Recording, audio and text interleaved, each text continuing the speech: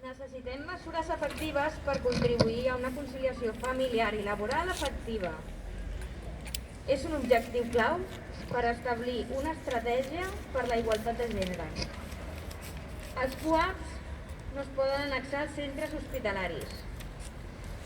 En cap cas han d'estar annexats als centres hospitalaris perquè seria convertir una ampliació de les urgències hospitalàries i no serien efectius per la ciutadania.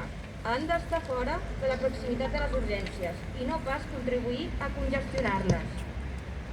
Llavors, donaré la paraula a la meva companya Esther, de Marea, i amb això vull dir que volem una sanitat de qualitat i per tothom.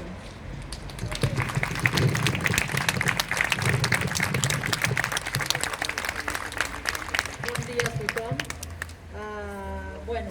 Ara per acabar, només voldria afegir que si després de fer pública aquesta declaració que s'acaba de manifestar per part dels meus companys, on queden molt clares les nostres reivindicacions per millorar d'una vegada per totes l'atenció sanitària,